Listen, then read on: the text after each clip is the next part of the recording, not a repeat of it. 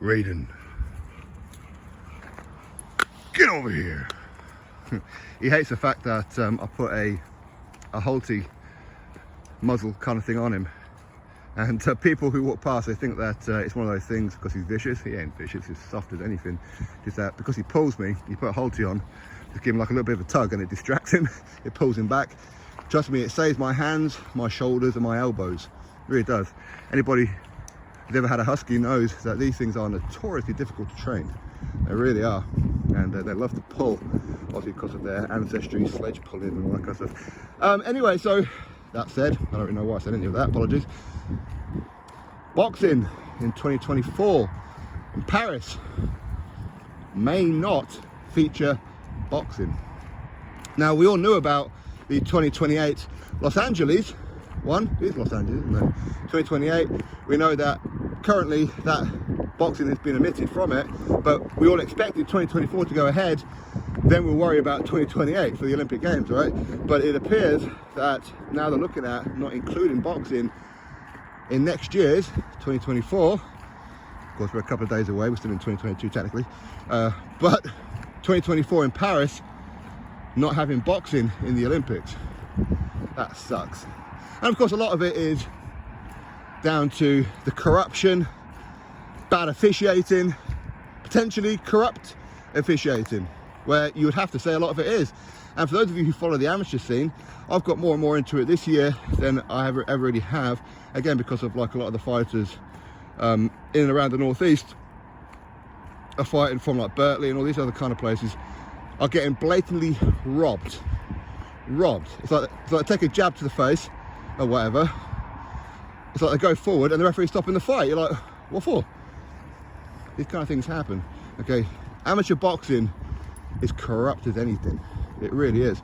But as far as the fighters are concerned, for 2024 at the Olympic Games representing Team GB, of course, I'm looking at like Kieran Richardson, Delicious Ori, all these kind of ones.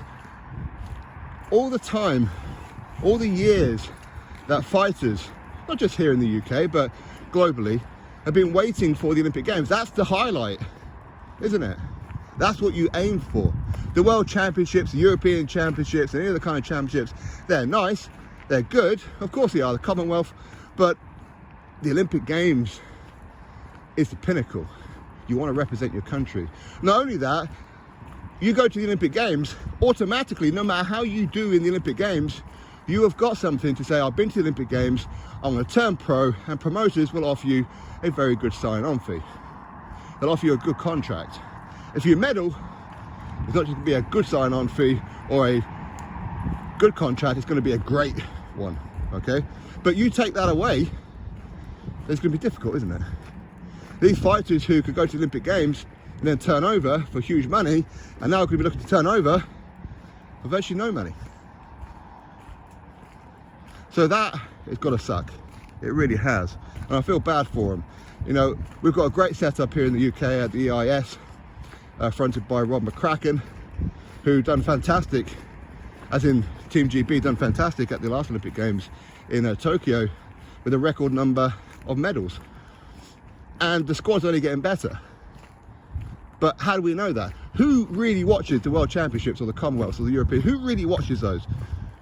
Some people do, of course, but most people will only really watch the Olympic Games as far as amateurs concerned.